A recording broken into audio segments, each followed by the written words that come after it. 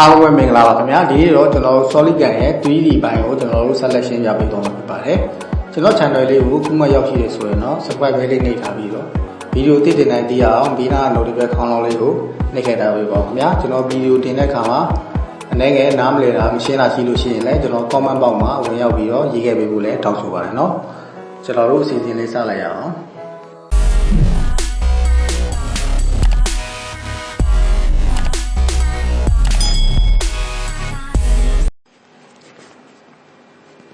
ကျွန်တော်တို့ပုံစတင်ဆွဲတော့မယ်ဆိုလို့ရှိရင်ဖိုင်ကိုနှိပ်မယ်ပြီးရင် new မှာကျွန်တော်တို့ပတ်ကူရေးပြီး okay နှိပ်မယ်ဒီအဆင့်လေးကကျွန်တော်အမြဲပြောနေတာပါเนาะဘာဖြစ်လို့လဲဆိုတော့ကျွန်တော်ပုံစတင်ဆွဲလေ့လာနေပြီဆိုလို့ရှိရင်တော့ဒီအဆင့်တွေကကျွန်တော်သိထားမယ်ရင်ဗီဒီယိုတွေကိုလည်းတွားရောက်ကြည့်ရှုဖို့ကျွန်တော်တောက်ဆိုပါတယ်เนาะဟုတ်ပြီကျွန်တော်ဆက်ဆွဲအောင်ကျွန်တော် font play ယူမယ်ဒီတစ်ခေါက်မှာတော့ sketch ထောက်မယ်ပြီးရင်ကျွန်တော်တို့သူ့ကို4000အကွက်ကလေးတစ်ကွက်ဆွဲလိုက်မယ်4000အကွက်ကလေးတစ်ကွက်ဆွဲပြီးတော့သူ့တိုင်ဒါ size လေးပေးလိုက်မယ်ဟုတ်ပြီ size ကကျွန်တော်ဒီနေရာမှာ80ဒီနေရာမှာကျွန်တော်50အရင်ကကျွန်တော်သင်တန်းစာတက်တုံးကကျွန်တော်ဆရာတွေသင်ပေးထားတာတော့ဒီလိုဒီ design နဲ့ပေါ့နော်ကျွန်တော်တို့ 3D မှာကျွန်တော်တို့ဘယ်လိုစပြီးတော့သင်ပေးတော့ကျွန်တော်ဆွဲခဲ့တဲ့အားလေးပါနော်အဲကျွန်တော်ပြန်လည်မျှဝေခြင်းဖြစ်ပါတယ်ဟုတ်ပြီကျွန်တော်တို့ radius ကကျွန်တော်တို့သူကလိုချင်တဲ့ radius က65ပြီးလိုက်မယ်ဟုတ်ပြီ site ဒီမှန်သွားပြီဆိုသူကမဲသွားပြီเนาะဟုတ်ပြီအဲဆိုရင်မလိုတဲ့နေရာကျွန်တော် cutting လုပ်မယ် oh yes sorry ပေါ်ရင်တော့ cut လုပ်အောင်ဒီရောက် cut မယ်ဒီနေရာကို cut မယ် yesပြီးရင်ကျွန်တော်တို့သူ့ကိုအမှန်လေးချစ်လိုက်မယ်ဆက်ပြီးတော့သူဒူးတယ်တစ်ခုထုတ်မယ်เนาะဒူးတယ်ကသူလိုချင်တဲ့ဒူးတွေကအားလုံးပေါင်းတူရှိအားလုံးပေါင်း900ရှိ900 enter okay ဒါဆိုလို့ရှိရင်ဒါအမြန်ဆုံးနဲ့အလွယ်ဆုံးဒီဟာပုံဆွဲတာပေါ့เนาะနောက်တစ်ဆင့်ကျွန်တော်တို့သွားရမယ်ဆိုလို့ရှိရင်ကျွန်တော် new milling เนาะ new milling မှာကျွန်တော်တို့မီတာเนาะမီတာနဲ့ inches နဲ့မီတာမှာရေးပြီးတော့အမှန်ချစ်မယ်အမှန်ချစ်ပြီးသွားရင်နောက်တစ်ဆင့်ကကျွန်တော်တို့သူ့ကိုကျွန်တော်တို့ center ရှာပေးရမယ်เนาะဟုတ်ပြီဒီနေရာမှာကျွန်တော်တို့က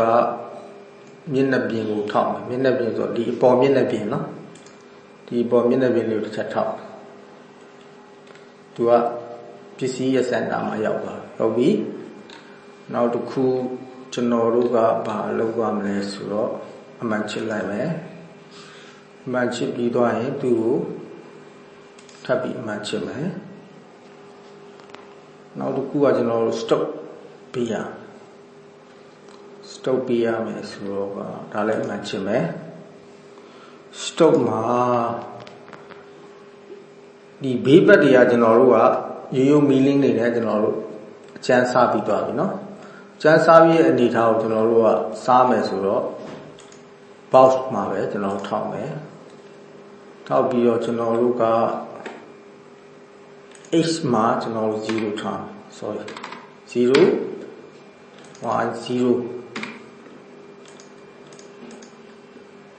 0 เนาะ0ဒါလည်း0ပဲပုံ0ပဲကျွန်တော်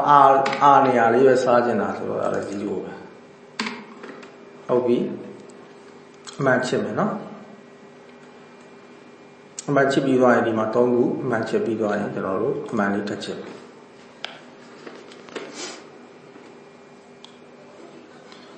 နောက်တစ်ခုကကျွန်တော်တို့သူ့ကို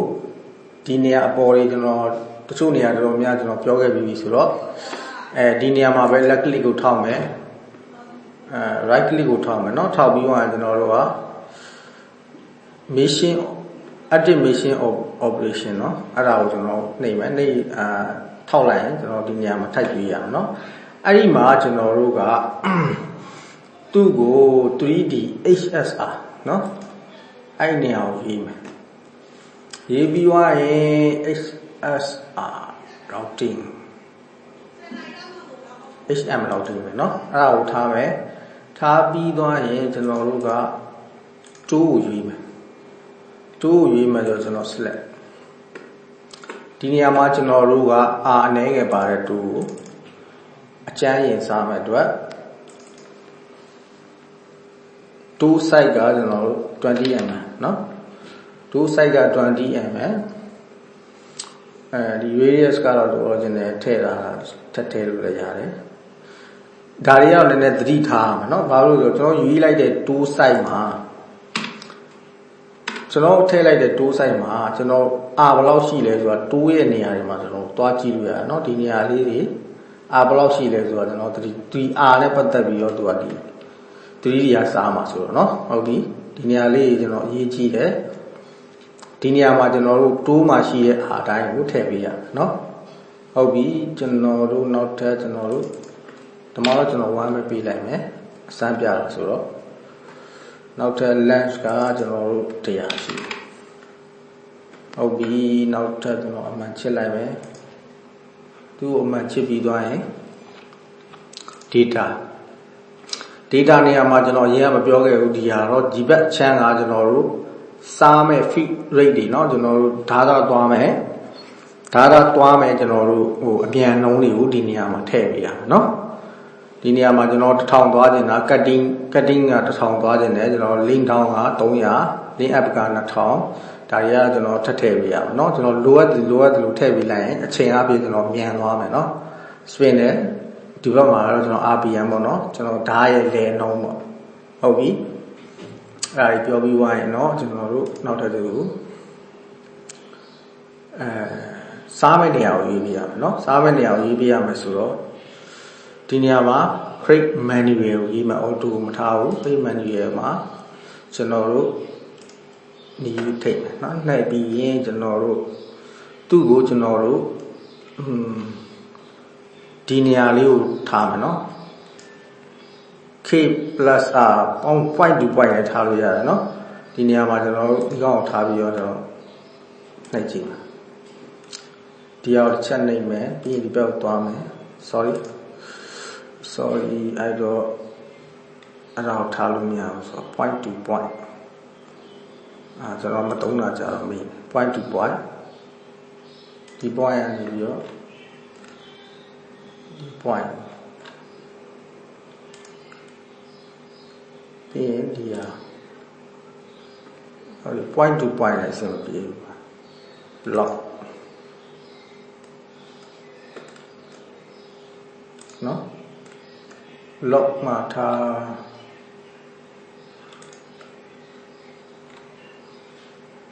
ဒီနေရာကိုနှိပ်မယ်နော်နှိပ်ပြီးသွားရင် K plus close count နော်အဲ့ဒါလေးနှိပ်တာပြီးရင်ဒီဘက်တစ်ချက်နှိပ်မယ်ပြီးရင်ဒီ line ကိုတစ်ချက်နှိပ်မယ်ပြီးရင်ကျွန်တော်ဒီ line ကိုတစ်ချက်နှိပ်sorry line မထီဆို line သူကဖြစ်သွားပြီဆိုလို့ရှိရင်ဒီဒါလေးပေါ်လာမှာเนาะ yes နှိပ်လိုက် yes နှိပ်လိုက်သူကဒီလိုအကွက်ကလေးဖြစ်သွားမှာဟုတ်ပြီအဲ့မှာကျွန်တော်1ဆိုပေါ်လာအမှန်ချစ်မယ်အမှန်ချစ်ပြီးသွားရင်ကျွန်တော်တို့ဒီနေရာမှာကျတော့ external internal เนาะ internal မှာထားမယ်အတွင်းဘက်ကိုပဲကျွန်တော်စားနေတာဟုတ်เนาะinternal မှာထားမယ် external မှာထားမယ်ဆိုတော့အပြင်ဘက်ထိသွားမယ်เนาะဒါလေးတွေကျွန်တော်ပြောင်းကြည့်ရင်နောက်ကျွန်တော်စမ်းပေါက်တဲ့ခါကျမှကျွန်တော်ပြပေးမယ်เนาะဟုတ်ပြီကျွန်တော် internet မှာထားမယ်ပြီးရင် pass မှာကျွန်တော်တို့offset မှာကျွန်တော်တို့ကသူ့ကို 0.5 ထားမယ်เนาะ flow offset မှာလည်း 0.5 step down ကကျွန်တော်တို့တစ်ခါစားရင်ကျွန်တော်တို့က 0.3 ဆိုတော့လည်းလဲเนาะ 0.5 ထားလိုက်မယ်ကျွန်တော်တို့ 0.5 ထားလို့ရှိရင်ဒီမှာချက်မပြေတော့ဘူး link မှာကြာတော့ကျွန်တော်တို့ကဒီ3ခုကကြိုက်တာကိုရေးလို့ရတယ်เนาะကျွန်တော်တို့အဆင်ပြေတဲ့ဟာကိုရေးလို့ရတယ်ဘယ်လိုစားခြင်းလဲဆိုတော့ဒီမှာပုံလေးနဲ့ဒီကိုပြเนาะဟုတ်ပြီထားလိုက်တော့ကျွန်တော်သူ့ကို save လိုက်เนาะ save ပြီးသွားလို့ရှိရင်ကျွန်တော်သူ့ကိုစမ်းမောင်းကြည့်အောင်အနေငယ် 3D ဆိုတော့တွက်ချက်တာနည်းနည်းလေးပိုကြာတယ်ဒါပေမဲ့တွက်ပြီးသွားရင်စမ်းမောင်းလို့ ဟုတ်ပြီသူတွက်ပြီးသွားပြီဆိုတော့ကျွန်တော်တို့သူ့ကိုတစ်ချက်ကြည့်လိုက်အောင် simulate နော်သူဘယ်လိုလေးစားလဲဆိုတာလေးကိုကျွန်တော်တစ်ချက်ကြည့်လိုက်အောင် slope modify play ကြည့်အောင်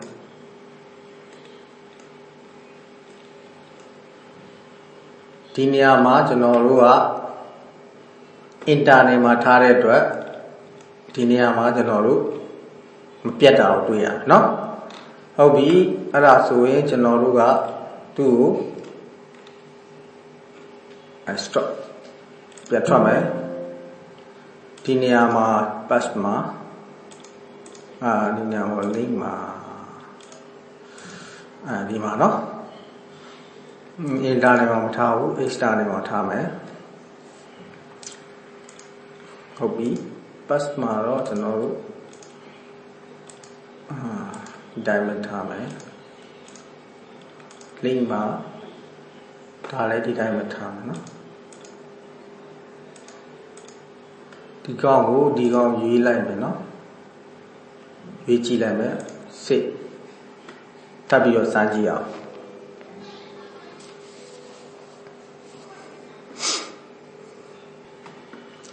သူတွက်ပြီးဆိုတော့ကျွန်တော်တို့ simulate နဲ့စမ်းမောင်းကြည့်မယ် slope modify ဟုတ်ပြီ okay play ဒါဆိုလို့ရှိရင်သူကအပြင်ဘက်ထီကိုထွက်ပြီးတော့စားသွားတယ်เนาะဒါကျွန်တော်တို့ external internet မှာကျွန်တော်ပြင်ပေးလိုက်ရတယ်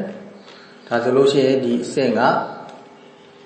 သူအနေငယ်မှန်သွားပြီเนาะအောက်ထိဆက်စားပါเนาะဟုတ်ပြီကျွန်တော်တို့အောက်ထိစားတော့မကြည့်တော့ဘူး view exist ဟုတ်ပြီเนาะအဲ့ဒီမှာကျွန်တော်တို့နောက်တစ်ဆင့်အနေနဲ့ကျွန်တော်ကသူ့ကိုတချို့နေရာလေးကျွန်တော်တို့ပြောင်းလိုက်လို့ရှိရင်ဒီမှာကျွန်တော်တို့အချိန်အပြည့်လွယ်ပို့ပြီးတော့မြန်လာတော့တွေ့ရမယ်ဒါလူကြီးမင်းတို့နည်းနည်းအတိုင်းငယ်ပြုပြင်ပြီးတော့တုံးဆက်လို့ရတယ်เนาะဟုတ်ကျွန်တော်အစမ်းပြတာဆိုတော့နောက်တစ်ခုကကျွန်တော်တို့ကသူ့ကို milling edit milling operation မှာပဲသူ့ကိုကြတော့ကျွန်တော်တို့က HSM ဟုတ် HSM မှာပြီးမယ်เนาะ 3D HSM အကောင်ရွေးပြီးသွားရင်ကျွန်တော်တို့ set milling မှာထားပဲနဲ့ကျွန်တော်တို့က liner mission เนาะ liner set mission liner mission เนาะဟုတ်ပြီအဲ့နေရာမှာကျွန်တော်တို့ကဒီမှာ mission name ကိုပေးဖို့လိုတယ်ပေးလိုက်ရတော့ပေးလိုက်ရเนาะဟုတ်ပြီ2မှာကြာတော့ကျွန်တော်ကသူ့ကိုအာဓာတုံးမယ်เนาะအာမှာကျွန်တော်တို့က15ကိုမှရှိတဲ့အာဓာကိုထည့်ပေးရမယ်เนาะ corner radius ကထပ်မထည့်ရဘူး15ပဲတုံးမယ်15 tool length ကဒီမှာ15လို့ထည့်လိုက် corner radius တွက်လို့တွက်သွားတာเนาะဟုတ်ပြီအဲ့မှာကျွန်တော်တို့က100ဟုတ်ပြီမှန်သွားပြီဆိုရင်ဒါတွေတေချာပြန်စစ်ဖို့လိုတယ်เนาะမှန်သွားပြီဆိုအမှန်လေးချစ်မယ်အမှန်ချစ်မယ်เนาะအမှန်ချစ်ပြီးသွားရင်ကျွန်တော်တို့ကနောက်တစ်ဆင့်ကဒီ data တွေကျွန်တော်ဆက်မပြောတော့ဘူးเนาะဟုတ်ပြီတရားတစ်ဆင့်ကကျွန်တော်တို့က create manual မှာပဲမှတ်ထားပြီးသားကောင်တာကို show လိုက်မယ်เนาะ show လိုက်ရင်ကျွန်တော်ဒီမှတ်ထားတဲ့ဥစ္စာပဲသူယူထားတယ်เนาะဟုတ်ပြီ pass မှာကျွန်တော်တို့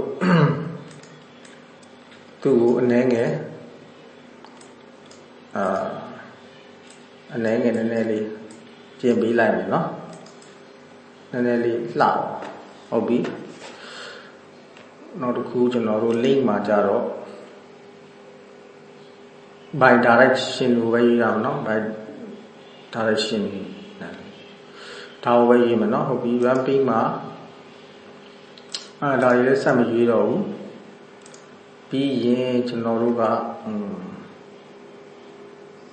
lean out one way down okay ဒါလေးတွေကကျွန်တော်တို့အနည်းငယ်လိုရမှဖြစ်မယ်ရှေ့လိုက်မယ်စမ်းမောင်းကြည့်အောင်နော်တော့ solid ဘုတ်ရဲ့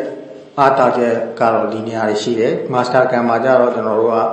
line တွေကိုတေချာပေးထားလို့ရှိရင်သူက line တွေတိုင်းပဲသွားမှာနော် master cam ကျတော့ပို့ပြီးတော့ကောင်းအောင် solid cam နဲ့ master cam နဲ့အဲ့ဒါကြီးกว่าနော်ဒီနေရာမှာကျွန်တော်တို့ကသူအောက်တွေပါစဉ်းစားပါတယ်နော်ဟုတ်ပြီအဲ့ဒါကိုကျွန်တော်တို့ကအောက်ဒီပါမစေဘူး external ကို internal ကိုယူလိုက်မယ်နော် internal ကိုယူမယ် internal view center နော် center ကိုယူပြီးတော့စိတ်မယ်စိတ်ပြီးတော့ကျွန်တော်တို့စမ်းမောင်းကြည့်အောင်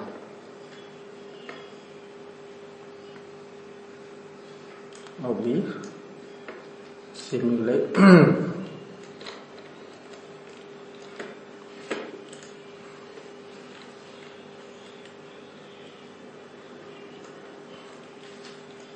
ဒါကကျွန်တော်တို့ဘယ်အထိသွားလဲဆိုတော့ဒီ R ရဲ့ center အထိလာတော့တွေ့ရမှာနော်အဲ့ဒါလေးတွေကျွန်တော်တရားပြန်ကြည့်ဖို့လိုတယ်ဟုတ်ပြီသူကဘယ်လိုစားသွားလဲဟိုဘက်ဒီဘက်ပဲစားသွားတယ်နော်တချို့နေရာတွေပြောင်းလို့ရှိရင်သူကဒီလို R ကြီးတိုင်းဆင်းပြီးတော့သူစားတာတွေလည်းရှိရနော်ဒါတွေကကျွန်တော်တို့လူကြီးမျိုးနောက်ပိုင်းမှာလေ့လာလို့လည်းရပါတယ်ကျွန်တော်အကြမ်းမြင်ပြောပြတယ်ဆိုတော့ဒီပုံစံလေးပဲကျွန်တော်စားနေကြအတိုင်းပဲကျွန်တော်ပြတယ်နော်ဟုတ်ပြီအဲ့ဒါဆိုရင်ကျွန်တော်တို့ကအားလုံးကိုအချက်စမ်းမောင်းကြည့်အောင်ပြန်ထွက်မယ် calculate ဟောနော် calculate ဟောနေပြီးတော့ yes အနေငယ်ကျွန်တော်တို့ video recording ကူးတာနဲ့ဆိုတော့နည်းနည်းလေးကြာတယ် video recording မပါဘူးရှိလို့ဆိုတော့နည်းနည်းပို့ပြန်တယ်ခင်ဗျ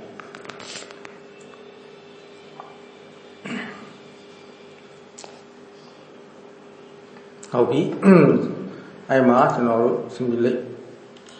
on နေမယ် on နေပြီးတော့ကျွန်တော်အားလုံးကို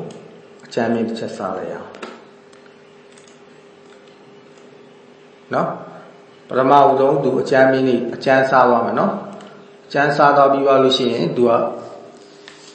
R အနေနဲ့ကျွန်တော်တို့ R ဓာတ်ကိုနောက်ဆင်ချိန်ပြီးတော့နောက်တစ်ကြောင်းကျွန်တော်တို့ R စားသွားမယ်နော်